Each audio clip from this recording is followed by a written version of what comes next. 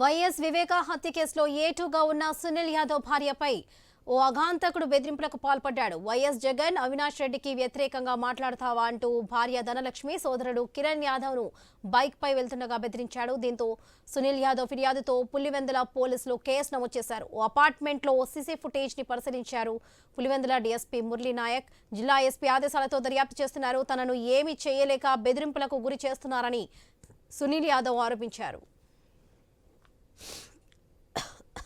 ఒకవేళ మీరు నన్ను హతమార్చాలనుకుంటే పబ్లిక్ గా ఎప్పుడైనా కానీ హతమార్చాల్సిందిగా కొట్టున్నాను. నేను ఇప్పుడే చెప్తున్నా, నేను న్యాయం కోసం పోరాడుతూ నా లాయర్ ద్వారా నా ద్వారా కోర్టుకు తెలియజేయడం పూర్తి విషయాలతో అఫిడవిట్ దాఖలు చేయడం జరిగింది. దాని గురించి ఎవరు మాట్లాడరు.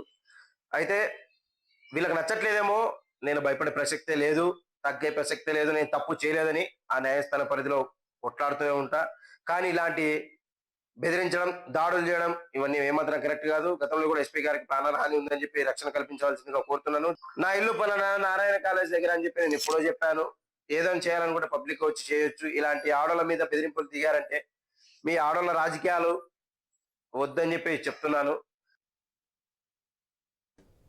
వైఎస్ వివేక హత్య కేసులో ఏటుగా ఉన్న సునీల్ యాదవ్ భార్యపై ఓ అఘాంతకుడు బెదిరింపులకు పాల్పడ్డాడు. వైఎస్ జగన్ అవినాష్ రెడ్డికి వ్యతిరేకంగా మాట్లాడతావా అంటూ భార్య ధనలక్ష్మి సోదరుడు కిరణ్ యాదవ్ ను బైక్ పై వెళ్తుండగా బెదిరించాడు. రైట్, ఇదే విషయానికి సంబంధించి పూర్తి అప్డేట్స్ మా ప్రతినిధి ప్రసాద్ శర్మ అందిస్తారు. ఎస్ ప్రసాద్.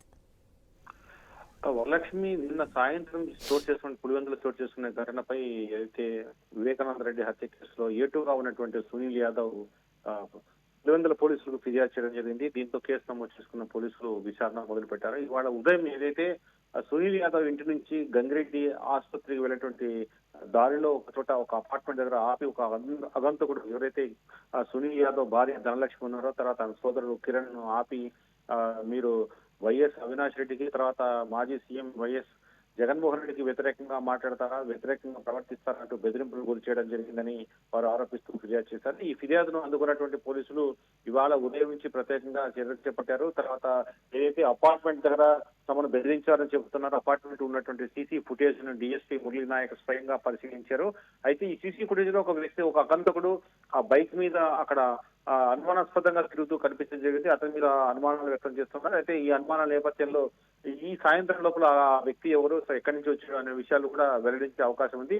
అయితే జిల్లా ఎస్పీని ఏదైతే సునీల్ యాదవ్ ఉన్నారో, ఏటుగా ఉన్నటువంటి వివేకానంద హత్య కేసులో ఏటున్నటువంటి సునీల్ యాదవ్ జిల్లా ఎస్పీ సంబంధించినటువంటి అపాయింట్మెంట్ కోరడం జరిగింది. ఈ నేపథ్యంలో మొత్తం విచారణ పూర్తయ్యాక మాట్లాడతానని చెప్పడంతో ఈ నేపథ్యం డిఎస్పీకి ప్రత్యేకంగా జిల్లా ఎస్పీ ఆదేశాల మేరకు పులివెందుల విచారణ కొనసాగుతుంది. గతంలో కూడా తనను బెదిరించారని ఏదైతే సునీల్ యాదవ్ అనేక మార్లు ఫిర్యాదు చేయడం జరిగింది. తనకు ప్రాణహాని ఉందంటూ కూడా ఆయన వెల్లడించారు. మొన్న జెడ్పీటీసీ ఎన్నికల్లో కూడా అతను ఉప ఎన్నికల్లో అభ్యర్థిగా పోటీ చేసే ప్రయత్నం చేశారు. అయితే అతను ఏదైతే దాఖలు చేశారో నామినేషన్ చెల్లకపోవడంతో అతన్ని రైడ్ చేయడం జరిగింది. అప్పుడు చాలా సందర్భాల్లో సునీల్ యాదవ్ తనకు ప్రాణహాని ఉంది, తరచూ బెదిరిస్తున్నారు అనేటువంటి ఫిర్యాదు చేస్తూ వస్తున్నారు. Lakshmi. Right Prasad, thank you.